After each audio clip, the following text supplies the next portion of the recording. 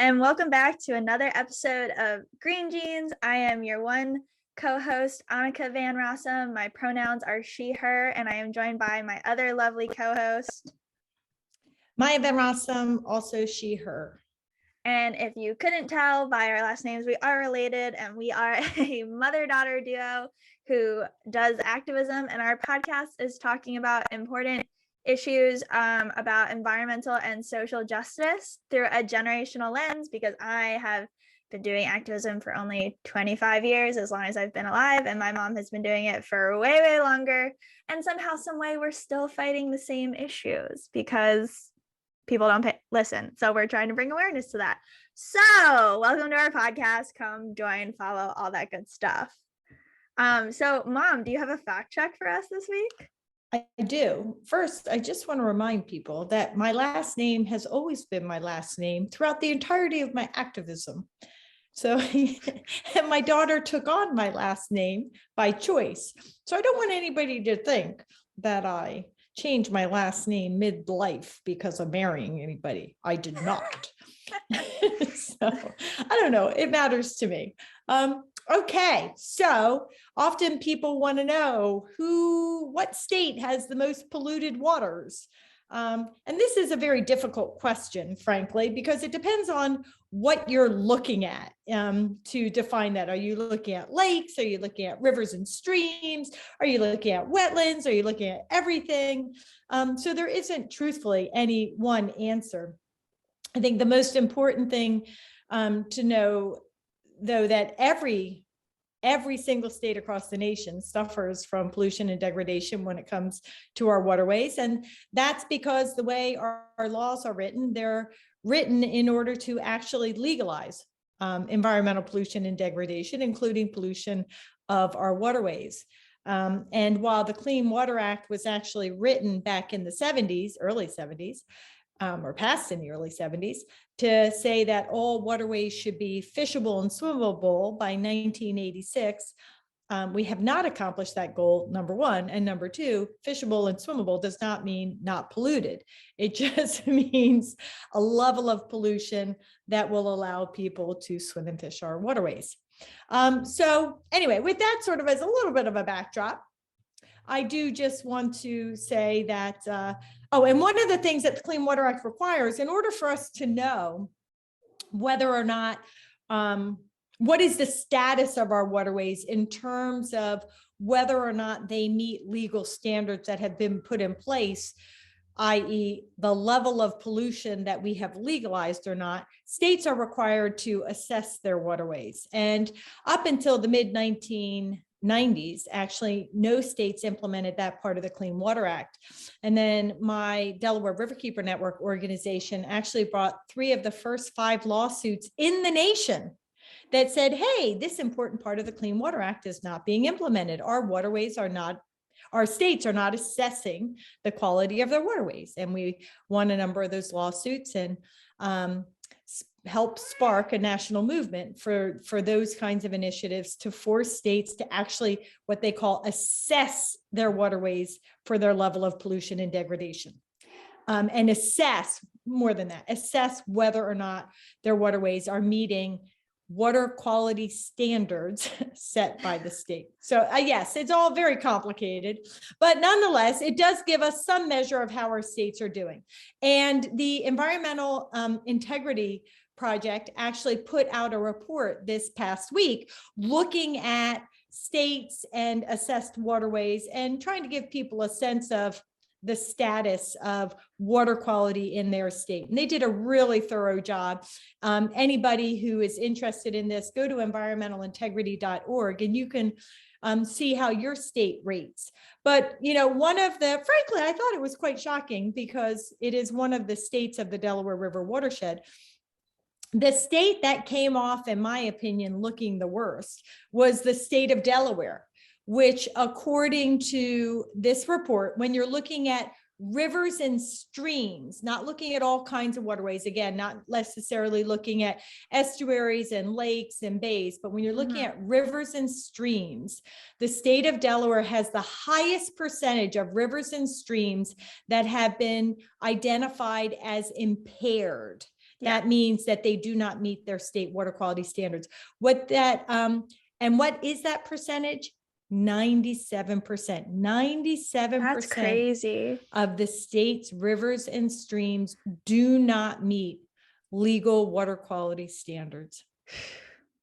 Thank goodness we've got a green amendment that is advancing in the state of Delaware. And if you want to learn more about that, www.de for Delaware, greenamendment.org, because while state regulators, including the head of the Department of Natural Resources and Environmental Control, like to suggest that they're doing a bang up job and they don't need a constitutional right to a clean and healthy environment in their state because they're doing so great when it comes to environmental protection.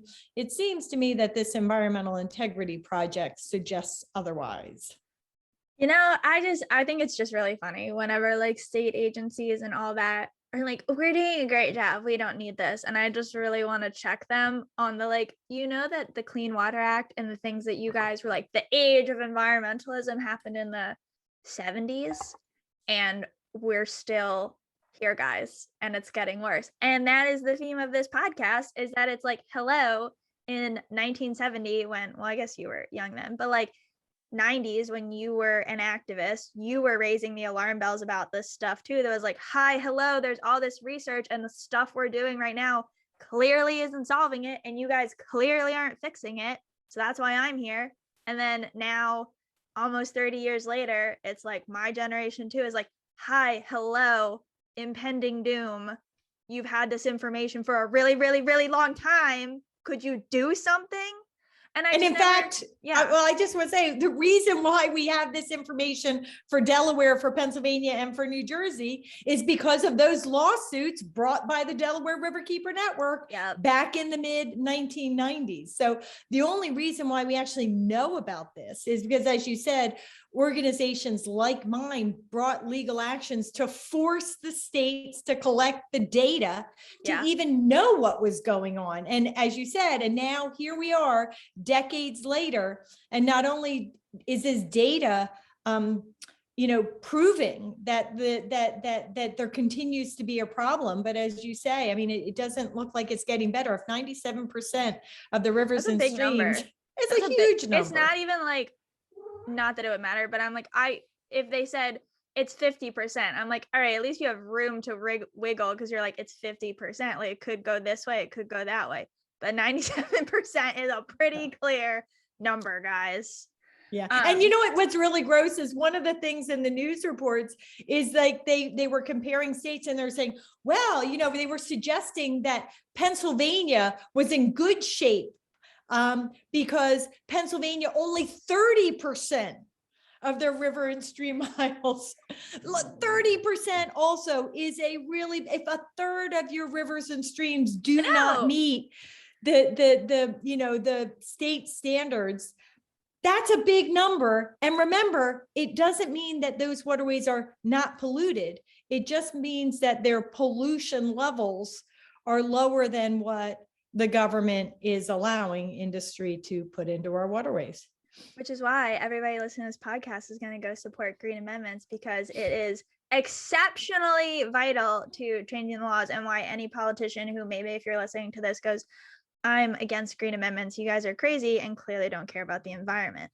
But that's a perfect segue into our guest for today. Who's our guest? So we have Annette Olsen, who is the founder of Climate Steps, and her movement is all about individualized action, but also how like we have to come together, and how I don't want to take, because she's going to explain it really well. But again, like I always say on this podcast, that we are here to inspire hope and change. And even if we talk about really deep, scary stuff, like the 97%, that's a really scary number. But I think the points Annette is going to bring is going to be really inspiring to a lot of people, and hopefully everyone walks away really hopeful. So as always, we're going to let Annette do her intro, but I'm going to bring her into the Zoom room. Hi. Okay. Here we go. There you are. Hi, Annette. How are you? Good. So you've had a little bit of time to communicate with Annika. I'm Maya. It's so nice to meet you. And nice we're so to meet thrilled you. You're here. Thanks. I'm glad I was able to make it. Obviously, I've had a eye issue, and yes, but it's feeling fine today. So yeah, emergency eye surgery is never fun. But Oh my goodness. yeah, Well, you are definitely dedicated. If you are after that still coming on to spread the important word that you are working so hard to spread. thanks. Yeah, I'm loving this work, and it's very needed. So yeah, I've changed my life for it. So it's becoming it's definitely the center.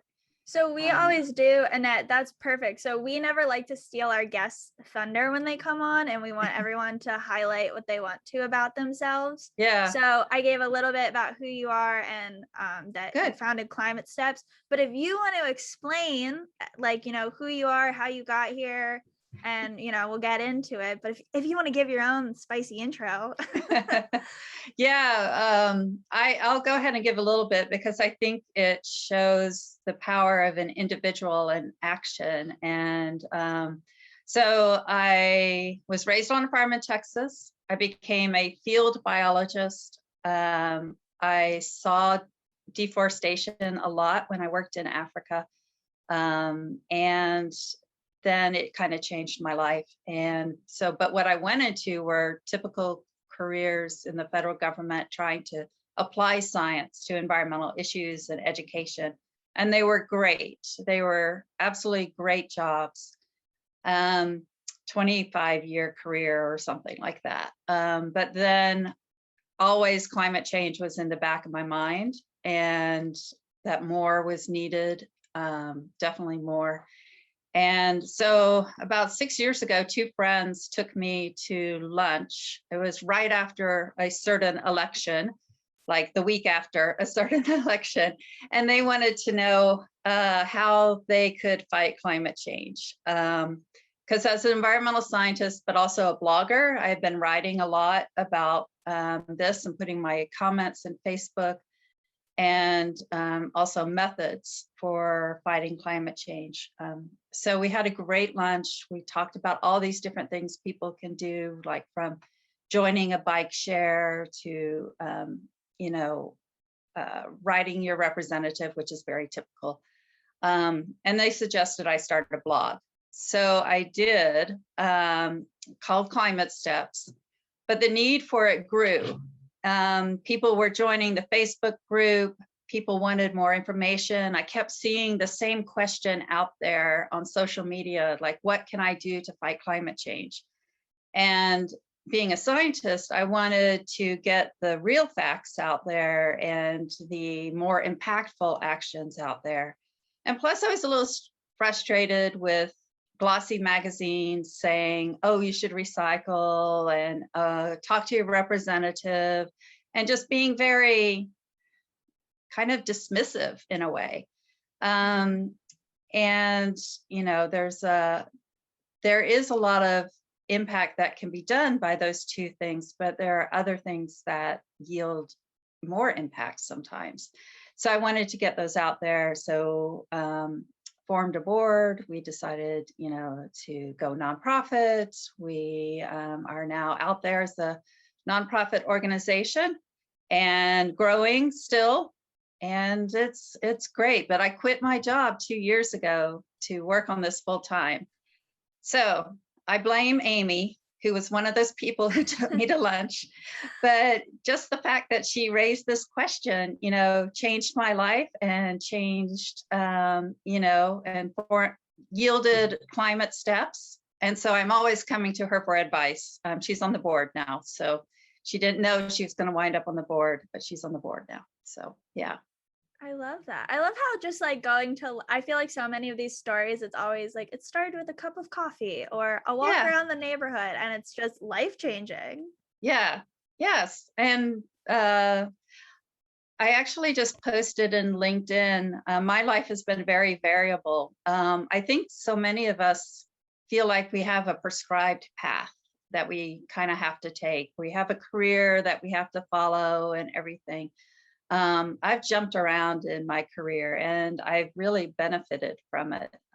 So I mean, I stuck it out at some places, definitely. You have to do that to learn, but you know, there are options out there, especially in climate change now. Climate change, so many jobs in the future are going to relate to climate change, you know. So I think a lot of people could start looking in that field for future careers. That's great. That's and so in your website bio, like you do, and I'm just curious, so you talk about that you were a researcher, a strategist, a scientific liaison, outreach specialist for federal agencies and nonprofits.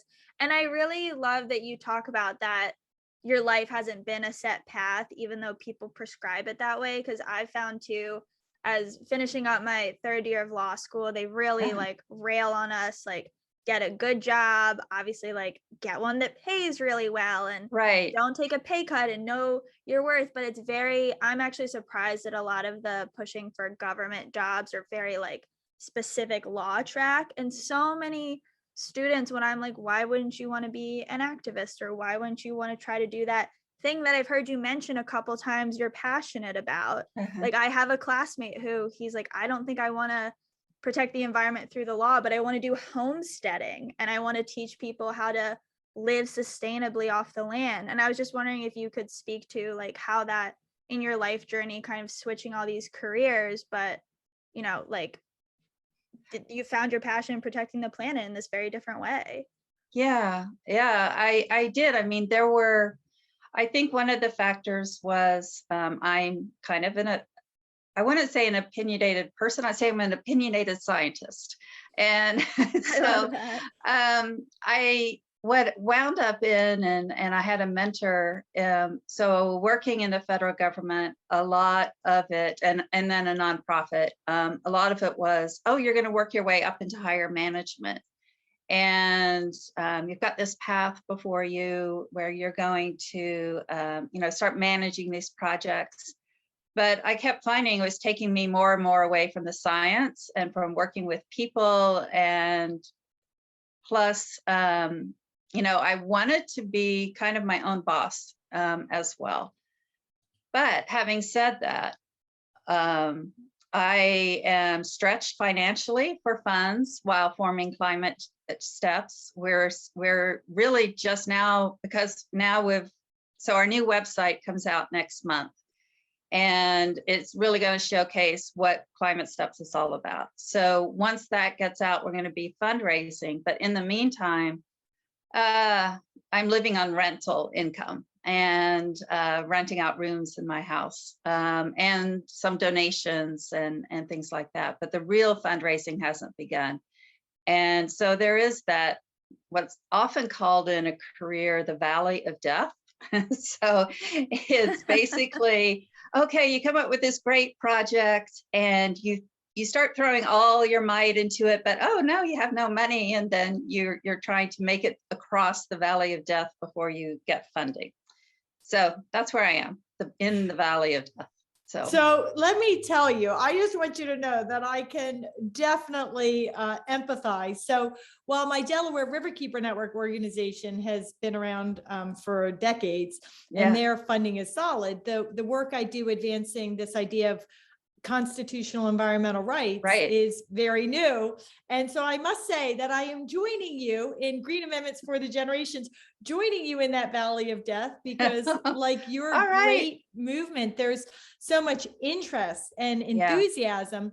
But as you said, it takes time for the funders to catch on. And so I really hope people will go to, even though you're going to have a big push, you know, for your work soon, that doesn't mean that people can't go to climatesteps.org and start supporting you now, because it's just amazing for people, right? Like when you click on this website, just to describe it to people, when you click, and then I'm going to ask you what a climate step is. But first, I want people to know, like, you open this instantly and you see all these topics: buildings, outside, parents and teachers, politics, social community, transportation, travel, resources, action plans, partners, right? And so clearly there's this immense array of pathways for anybody with any interest to pursue a climate step. But now we need to know, what is a climate step and why should people go here, right? And what are they going to learn? And then, of course, while you're there, everybody, make sure you push the donate button because that's there too. Thank you. Yeah. No, that would be great because first, in order to fundraise, we need the time and the people to help fundraise. And so I have a volunteer fundraiser, but what I need to do is I'm paying researchers small amounts of small contracts to help fill in the information. So by doing that, I can focus my time on fundraising and finishing the strategic plan. And 2.0, we had a strategic plan 1.0, but now it's 2.0 because we're taking it to the next level. So Climate Step is basically a means for an individual or family or a community to really take action in the climate fight. It can be, I should go back, we have a whole page with a definition of climate steps that one of our volunteers wrote up. But it's a way to take impactful action, and it can be small, it can be large, it can be personal, it can be political, it could be social. It's a step, a manageable step that somebody can take. We follow the rules kind of like of SMART. Have y'all heard of SMART? So you stole my question because I was about to say, can you describe SMART is? Because I read the acronym, I was like, that's cool. I have to ask her about that. Yeah. So tell her what SMART is. Yeah. So SMART is a way to really define what your climate step is going to be. It's going to be specific. It's going to be measurable. Like I'm going to bike to work 2 days a week. It's time bound for the next 6 months. And it's actionable. It's really something that it's not vague, like, oh, I'm going to recycle more. It's like, I'm going to recycle aluminum cans 6 days a week or something like that. I don't really want to use recycle as a example, but I'm going to comment on public regulations, which is a big climate step. And and it's realistic. So you define a climate step as something that's doable for you and your family or community to work together on. And it's also something that is going to be impactful and mindful of the fact that people are already starting to suffer around the world. And so there's a goal behind it. We're wanting to help the planet. So that's kind of, did that answer your question? Yeah. Okay, great. And so one of the main kind of things I've come into is that a lot of people out there in the climate action realm think of individual action as personal action, like, oh, I'm going to buy an electric vehicle, or I'm going to buy electric appliances instead of gas. And those are impactful actions, but a lot of people feel like we need collective action to really bring things to scale. And that's true, but what they're equating individual action with just personal action, but individual action is much bigger. It can be, I'm going to start a movement. I'm going to form a community garden. I'm going to talk to my town council. So the goal for climate steps basically is to show these options for people, and that there's really way more out there that you can do. That's good stuff that, it's beyond talking to your representative. I live in Washington, D.C., so we don't even have congressional representatives. Oh, yeah. So that doesn't really do me any good. So I wanted to know, what else can we do? Who else can we talk to? Yeah. I really like that. And I feel like the way you describe it and the way you describe your concept is so unique. And honestly, reading your website and reading through everything is not a way I even thought about individualized action. Like I did always think about my climate step was me doing my own thing, and that me Right. joining movements was like a separate thing. And I really grew up in the age of the industry doing that whole like, well, the planet's Right. dying because you didn't recycle my plastic water bottle that you bought from me. And I Right. remember a classmate of mine making that comment, like, well, individual action doesn't matter because the company's still making 500 water bottles every second. Yeah. And it was so like, I was like, but that's so sad. But the way you describe it is so like hopeful, and I feel like so much bigger. Yeah, we have a lot of power actually. And that's another thing that people, that's not getting out there. So for instance, I have a researcher right now who's pulling together information on all the corporations who have sustainability managers, so that you can write a corporation or you can ask for a tour of a corporation and see what they're doing. You can organize tours of your neighborhood to find issues, but also to find solutions. Like these are different things that communities or households have done. There's a lot out there, and we're still finding more, of course. One of the things about climate steps now is, so we've been posting these and we still have a lot to put in, but now some people are getting a little overwhelmed with the choices. Oh, what do I do first? And they want to know priorities. And so there's a great organization out there called Project Drawdown that's doing a lot of research on, what are the most impactful solutions in general. And we're using that information to distill it for individual actions, like where can you take action? And I'm sure we've all heard about food as an action, and eating more plant-based. And that is one that individuals have a lot of impact in. But there's also, for instance, changing your city's infrastructure so that there are more bike lanes or bus lanes. That has a huge ripple effect, because it's not just influencing your biking to work, but it promotes the ability for other people to bike to work. And so the more ripple effect you can get in, the better.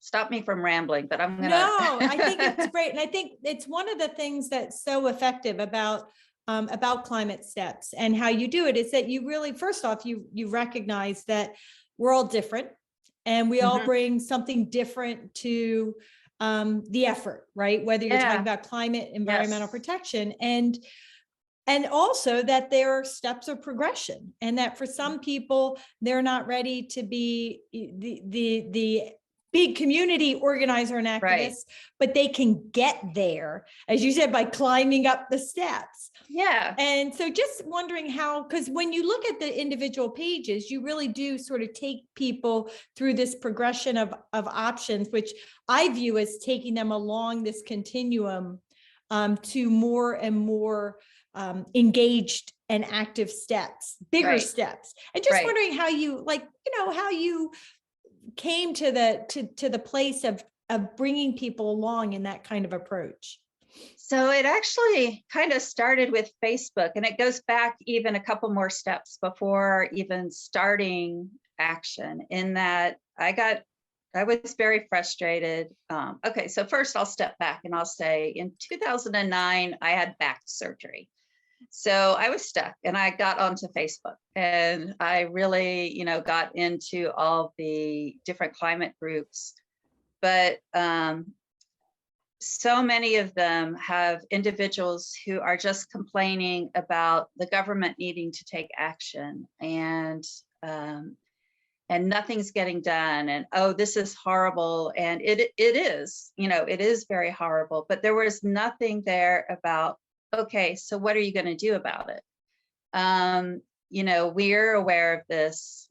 We were in an administration, and other countries are in administrations that aren't going to make that effort as needed. So we need to do something.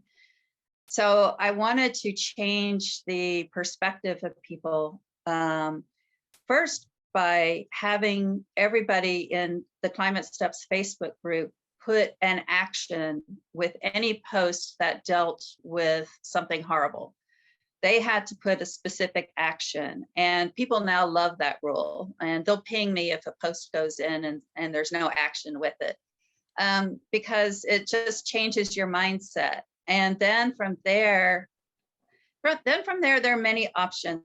Always going to be people who can't grow into community activists or don't want to. There are people who are introverts.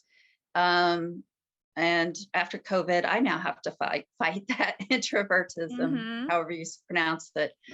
But you can, there are still actions they can do, but at the same time, you can also help people grow into bigger actions. And so that's kind of where the mindset started. I also have some teaching experience. So, you know, I'm still a teacher. So how do you, I think I love that. And I'm so interested too in how have you in your climate step journey, you know, come across people, or maybe for anyone who might be listening, that's like, you know, I don't really know where to start. Like, how do I figure this out? Because like my mom just said, I feel like you in climate steps, you really take people through kind of what they can do. So how would you encourage people who might be like, I want to take the first climate step, like how they should get started? Yeah, so a lot of it right now is through kind of Facebook mentoring and answering questions, but in the articles that we write, and there are more than one author now, is basically explaining the situation and then explaining kind of different options you can take. But one thing we're going to do is we're planning on building a tool that allows people to search for specific actions based on their motivation. So for instance, a lot of people are doing it for their grandchildren or children. I'm a biologist, so I'm doing it for species like platypuses and elephants and so on. Other people want to save a specific park, or they want to save the greenery of New Jersey or something like that. And there are different motivations, and that can really help set you on the path that you want to go. So we're going to build this tool that pulls up specific actions related to, you know, to those motivations, but also to barriers like costs and, you know, whether you want to be social or not social and things like that. So we have a partner, Earth Hero app, which I co-founded about 3 years ago, and we're building specific actions into that. So if you go to the app, there's, you know, the specific action of I'm going to ride my bike to work, and it's its own database. Climate Steps is more writing the story behind how you take action and mentoring people to do it and giving examples. But for the specifics of an action, we're building the Earth Hero database to kind of give background on each action. And so we're going to funnel the Earth Hero actions through a tool onto Climate Steps to help people find the right actions for them. But we'll also keep writing, we'll keep storytelling. We're going to have those pages about buildings, like how to make not only your house more efficient, but your office as well. One of the issues is that climate change affects almost every single thing on the planet. So, so you can get very broad, but so we're kind of alternating getting broad, going deep, getting broad, going deep. And but okay, let me rephrase that. So we're doing a lot of work in doing the research and writing the articles and building these summary pages. but we're going to partner with others to send people in the right directions, because there's no way Climate Steps can do everything. That's what I'm saying. And we're going to be a hub, basically. We are already a hub. So yeah, so that's the goal. So I just want to, and as a 30-year activist myself, I'm very big on activism and really getting people involved and engaged. So, but I do just want to say, and that's one of the things I love about your site, is that you have all of these, those kinds of pieces. And oh, by the way, I love that you introduce yourself as, how is it, as an informed scientist who's active? How did you do that? When you I don't remember. An opinionated scientist. An opinionated scientist. And I think that that's really important, because, in the kind of activism I do, so often, we have scientists who won't stand up for their work. They sort of do the research and they put it on the shelf, and all too often that research isn't really helpful. And then when you do have a scientist, an opinionated scientist, the other side of the issue tries to characterize that scientist as somehow being an ill-informed activist, rather than recognizing that a scientist is actually somebody who is informed by their research. And so an opinionated scientist is a scientist who has an opinion because they've done the work to form that opinion. Yes, definitely. I have, other scientists, have worked in the field for 20, 30 years, and they've said things through the regular pipeline. But now is the time, that quote is to, basically educate people through these. And I am opinionated because I need to be.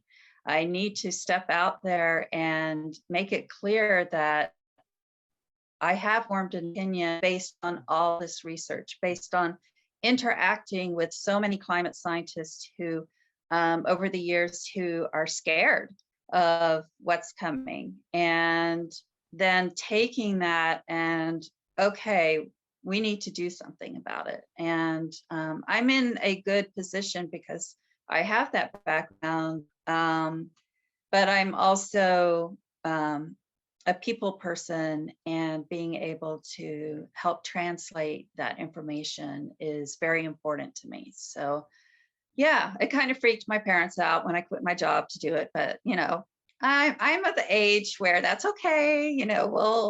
I'll figure something out, and it's going well now. We've got 16 volunteers. We're looking for more if anybody wants to do research or graphic design or something. And so go ahead.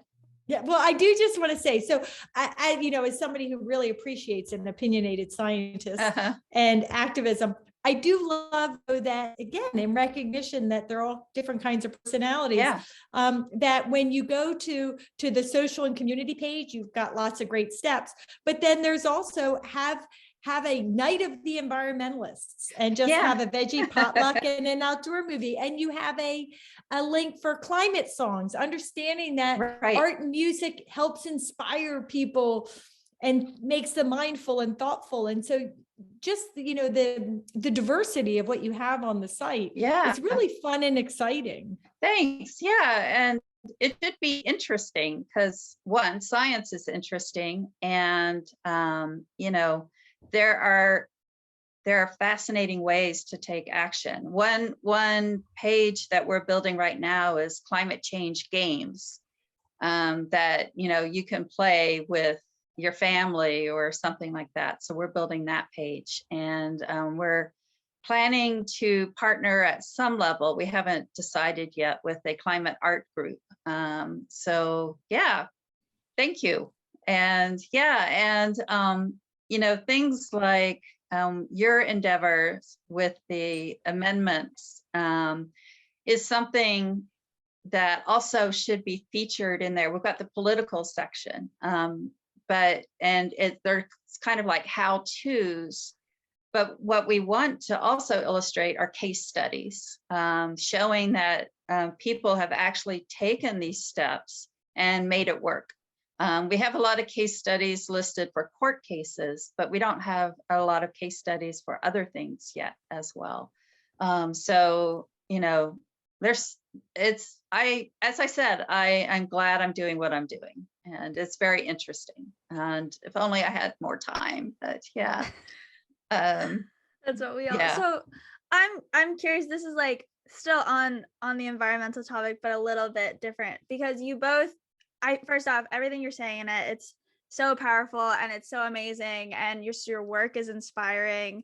And I have always said I feel very honored to have my mother, who is my mother, because it's opened up a door for me to meet so many amazing people like yourself who are just like out there encouraging other people to change the world, changing the world themselves. And I feel like really living a selfless life, because I think when you do dedicate yourself to the environment or bettering the world for other people, there's like a quote, like the person who understands humanity the most is one who like plants trees whose shade you'll never sit under. And that's how I picture I like you. that quote. I love it. That's how I picture everybody. And I've just been thinking, and just with Mom, with you just saying too, you know, like you're a scientist, and people and there's still like legislators and politicians who question that. And I've been thinking this whole week with Ketanji Brown Jackson in the Supreme Court hearing, and how she's this very intelligent woman. She's worked her whole life to be here, and these legislators are asking her the most ridiculous questions that have nothing to do with who she is, nothing to do with her expertise. And that is something that always strikes me with activists, or really everyday people who are living in climate change and living with the threats every day. And they go before these politicians, or they do these everyday actions. Right. And these politicians are like, yeah, but you don't know because you're not whatever random criteria, because you're not up here at the podium with me, don't care. And I'm just curious for you, Annette, because for me, I know that I tend to get like off because I'm young, and it usually happens to be this like, you haven't lived in the world long enough to know. Yeah. But for you, like you have, and not only like you've done so much. And so I like, how have your experiences been? And I don't know if you have any words of advice for people too that maybe get like off, but it's like, you got to keep going. Yeah. So to be truthful, I haven't interacted with politicians that much. There are a lot of other organizations that do that, but I have looked at a lot of the data. And so an encouraging point is that studies have found that politicians do tend to listen to their constituents more than scientists. Wait, I don't know if that's good, but it is a way, it is a way for people to realize that politicians do like to hear from their constituents. And sometimes they trust the data more from their constituents than they do from scientists. So if a farmer says, look, my field is drying up, and I hear that there is a, the droughts have been horrible over time. There's this website that I follow. That's a way in for science to come in and for communication. Now, saying that, there have also been studies that politicians, especially at the federal level, listen to lobbyists more. And then they do their constituents. And that's pretty clear right now. But if you can find a local town hall where your representative is speaking, or better yet, work really at the local level in your city council or something like that, there are ways really to not be as dismissed, I guess, if you're able to like really also pull in the facts. That's a way to, I think, so I've been called a tree hugger, and I once wanted to reply, yeah, but at least I'm not a concrete pillar hugger. I love that. We're going to use that one. Yeah, I wanted to, but I didn't write it down, and I should have. So I've been meaning to say that for a while. But it also, studies have found that if you bring in actual facts then you're listened to more. So a lot of people are like, oh, these young kids nowadays, they're full of fire, but they don't really know what they're talking about. But they do, and the information is handy now for them, for people to pull it in, for anybody to pull it in. And that's kind of why things are more possible for individuals to really make a difference in the world. We have the internet now, and we have the capability to really grassroots organize, to share information. Now, misinformation shared out there, a ton, but we have more power to influence things. And I just had an example on the tip of my tongue, but I forgot. I'll come up with it after. So Annette, as a scientist and a climate expert, how crazy does it make you when the misinformation does go out to say that, climate change isn't real or isn't caused by people? Yeah, it is mind-boggling. It's really mind-boggling. Yet at the same time, it's not unexpected. So I'm an animal behaviorist by training, and I see a lot of animal behavior in our behavior. We get territorial. People get territorial. They're interested in status. There's short-term thinking. There's all these things. And so I get very frustrated, but I also kind of understand why it happens. And there's been a lot of analysis that people turn to misinformation because they're afraid. And so if we address that and talk about their concerns, and then pull in how we can work to solve their concerns, solve the drought issues. Well, we won't necessarily solve them, but mitigate the drought issues, and work with people to help them understand, for instance, the heat waves that are coming, and how contractors who work outdoors are going to be really adversely affected, and the elderly who don't have air conditioning units, which a lot of people in DC don't have. Trying to work with people about their concerns and kind of skip the politics section, just go for that route. So yeah, I think that's what I want to say. I think that's fascinating, and I think that that it's very gracious, how you think about it. And I agree with that. For some people, as you said, that idea of being motivated by fear and genuine intentions, versus those who are doing it, as you said, for that territorial, tribal power reason, and where they actually know better but are choosing to perpetuate misinformation in order to build their power base. It's I think that you're very generous, probably more generous than I think there are certain people who've made a deliberate choice, and I'm not generous to them, definitely. Especially people who are managing fossil fuel infrastructure and so on. Definitely not generous to them. But to people who, vote representatives in who don't actually have their best interest in mind, there's a lot of misinformation, and they're kind of choosing not to recognize it because they're afraid. And or they're genuinely misinformed, and I have a lot of family who normally I would consider, they can't be environmentalists, but when you talk to them point on point, we all agree, and they get concerned about what's going to happen to their landscape, their farms. I come from farming country, ranching country. I think another way I introduce myself is the vegetarian daughter of a Texas cattle rancher. And so, yeah. So anyway, I think that a lot of people also just don't know where to turn. It's hard to know who to trust. A lot of people in the past haven't really interacted with scientists because the scientists were always a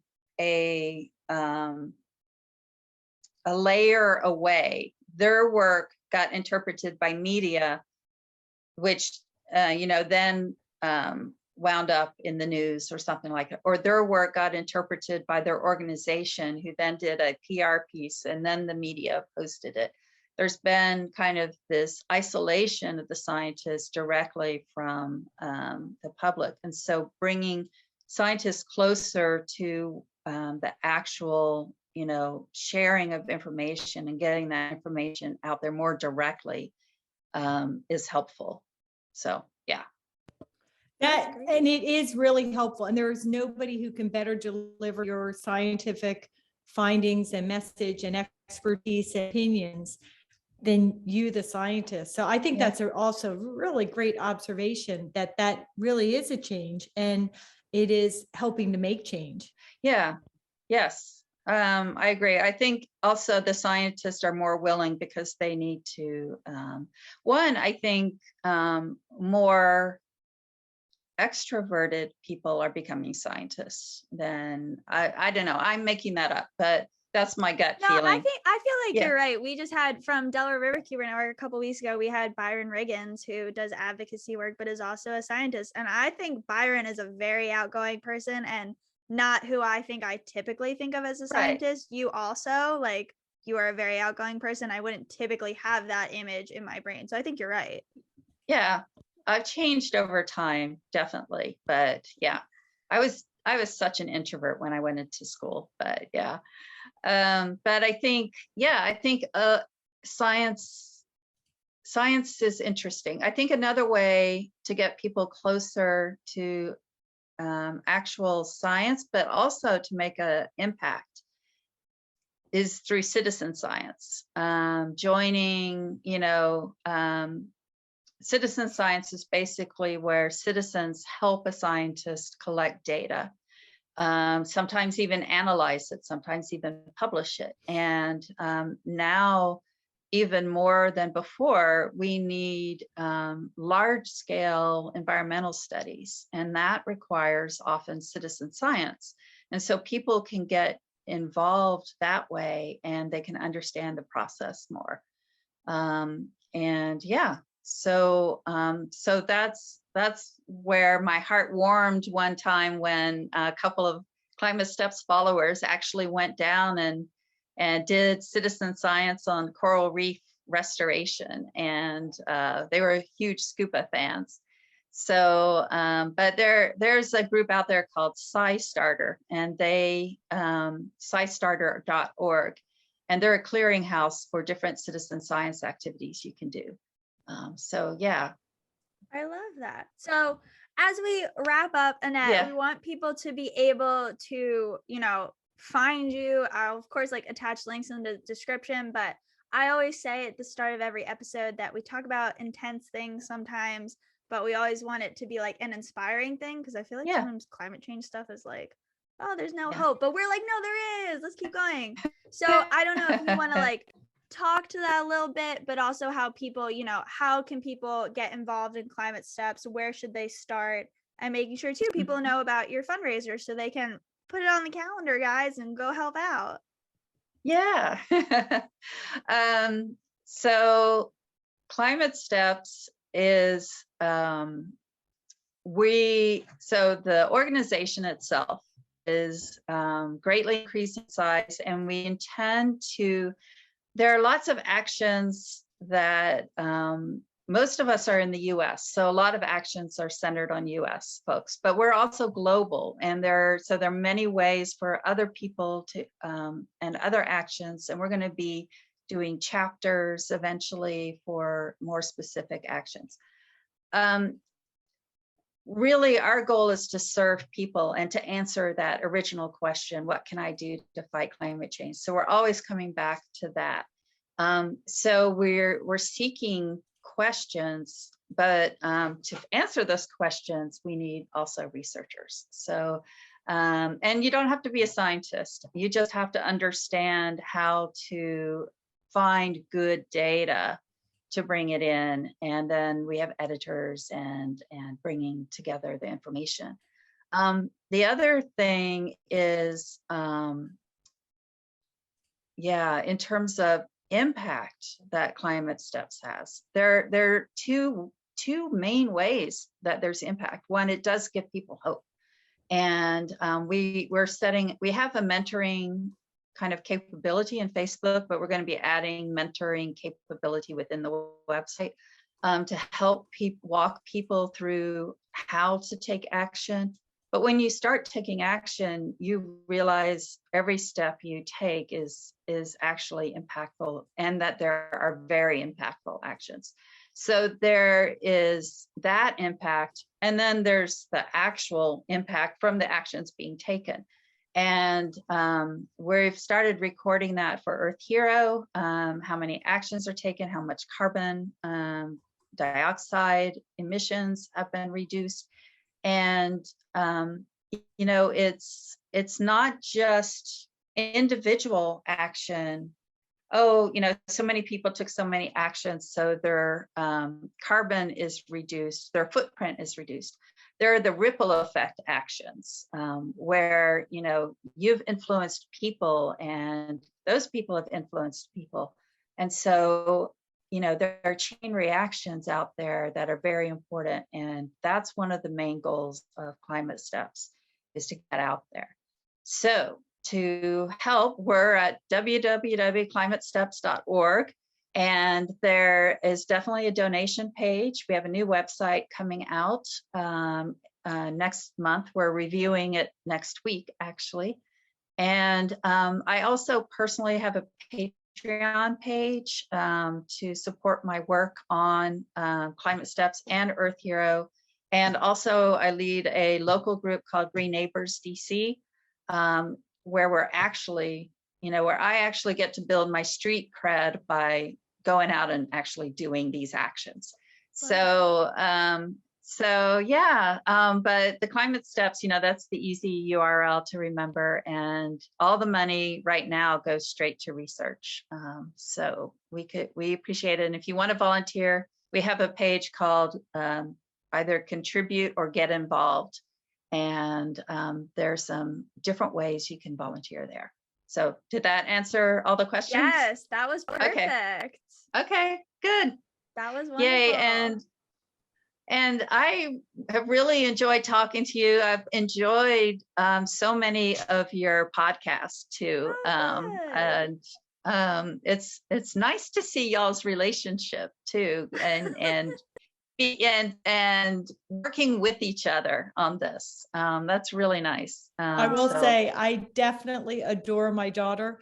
And, you always hear about these nightmare stories about mothers and daughters, but I can honestly say I've never experienced that with Annika. We've always had a great relationship, and I think she's a powerhouse. So it's nice that shines through. Thank you for saying that. Yeah, it does. And definitely your interest in all these different subjects that are involved in climate change. And so hopefully we can stay in touch, and absolutely. Yeah. Thank you. This was awesome. Thank you for joining us, Annette. And we'll put all that info too in the description. So if you guys want to join Climate Steps and take your first climate step down below. It's weird because it's like just us, but obviously people are going to listen. So I'm like talking to people that aren't there. Right. We got it, Annika. We got it. It's just weird. I just need to communicate the weirdness for me. Thank you, Annette. We appreciate you. Okay, bye. Bye. Wow. I gotta say, when she opened up with being an opinionated scientist, I was like, man, this is a woman for us. And then as she was just talking, she's that was really great. But she does have a lot of fascinating perspectives about the distance between people from the scientists and how that is changing. I guess I hadn't really thought about that, but that is true. And in my years of activism, it used to be we would take the scientific research, and as she said, we do that fact sheet, that information sheet, that whatever, to disseminate it to the public. But now we're really able, through Zooms and podcasts and other kinds of conversations or public in-person forums, able to bring experts like Dr. Anthony Ingraffia, to a conversation, to come and deliver their opinionated message based on their work. And it really does make a difference. Yeah. And I just think the concept of climate steps is so cool. And I think it's very inclusive in that this encouragement of like, take the first step, do this small thing. And also that your small thing can be part of a group. And I feel like sometimes we don't communicate that enough to people, that like, obviously it's good to do stuff on your own, but hey, if you're joining like your weekly bike to work trio group of people, so you all don't drive a car and it holds you accountable to not driving your car because you have friends to do it with, like, that's great. And so I just think it's a really great concept. And for anybody that goes to the website, it's a really great like walkthrough. I think for anyone trying to figure out like, where do you start your climate change protection journey? So big fan of Annette, and she's super inspiring. Another inspiring woman. I just love inspiring women so much. So much. So that was great. So anything else? Nope. Okay. I just want to say that I think you're an inspiring woman. And I really did mean it what I said at the end. Oh, stop. You say that stuff, but really, I think you're superbly fantastic. Thanks. That was for the record. That was cute that you said that. I do for anyone listening, I do like when people say that they see how much my mom and I love each other. Cause like, I know that, but it's nice when other people see it, because it's like super real. It's cute. I like it. Yeah. I appreciate it. It's nice that it shines through for people. Exactly. Like, doesn't appear like I'm gritting, baring my teeth, like, hi, how are you? I love my mom. My mom's my best friend. I always say that. If you think that's weird, whatever, don't care. And wait, I've been watching a show on TLC, extra tad note for anyone here. Here's a fun insight into Annika's life. I'm watching a show on TLC called I Love a Mama's Boy. And so it's like boys that are attached at their mom's hips, which I think can be cute. But this is like, they're giving their moms keys to their apartments with their girlfriends, and their moms are just walking in, or the moms are picking what the sons eat at dinner, or like totally a mom went with her son to pick out lingerie for the girlfriend. And then the mom really liked a robe. So the boyfriend bought the same robe for his girlfriend and his mom. That's so weird. But that is really weird. Really weird. But I was watching it because, right, all the boys, they're grown men actually, are like, I just really love my mom. Like, I'm just really close with my mom. I was like, is this how I am with my mom? I wouldn't let you pick out underwear for a lover, but no, you know what I think we're more like? What we think we're more like, the show that I've been watching is Gilmore Girls. Do you know that my law school is the opening town in Gilmore Girls? Oh, is it? Oh, I didn't know that. Well, it's a fun show. It's light, it's positive, right? So much heavy stuff going on. It's a positive, and it is about a mother who had a child as a teenager and was single. So it's different than my story, but they just have this really wonderful relationship. You're single mom for not when I was, well, very early on, but not when I birthed you. And I didn't birth you at 16 years old. That's true. That is a different kind of hard. That is a different, yeah. So, but anyway, but they just have this really wonderful relationship. So it's just it's a positive, great show. And I've been enjoying it. It does make me think of you and I. Cute. We're a cute couple. We're a cute mom-daughter duo. I'll be jealous, whatever. Actually, go hug your mom if this inspired you to go do that. If you love your mom, go give her a hug. Call her, say hi, mom. But as always, thank you for joining us on Green Jeans. This is another great episode. Please follow us on YouTube at Green Amendments for the Generations. Follow the Green Amendments Instagram at Green Amendments. We're on Twitter. Follow this on Spotify. Yep. And also at Green Jeans Pod on Instagram.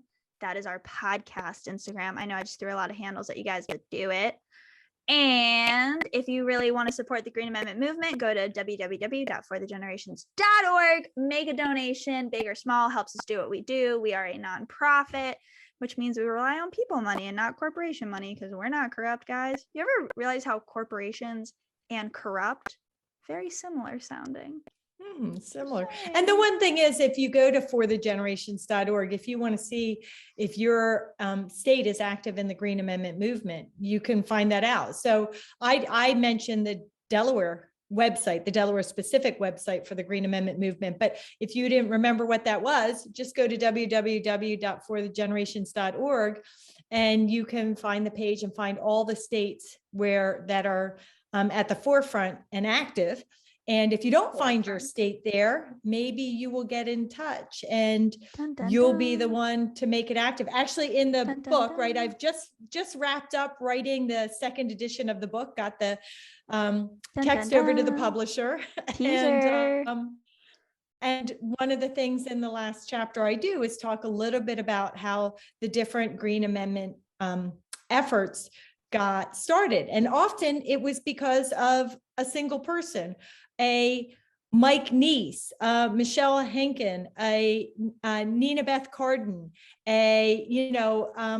all kinds of individuals, Wendy Kerner in Colorado. It could be you. I mean, it was really somebody who read my book or heard me on a podcast or a radio show and picked up the phone and got in touch. And with every single person I followed up, we got in touch and we were immediately active and engaged. And these are the states that are towards the forefront of the movement. So anyway, if you go to forthegenerations.org, you see where your state is. And if you live in the state of Delaware, obviously Delaware needs Green Amendment. 97% of the rivers and streams, I think they need some help. So go sign a petition, go make a donation, buy a t-shirt, things like that, all that fun stuff you guys or bags. Do. We have bags now, Annika. We have the cutest bags.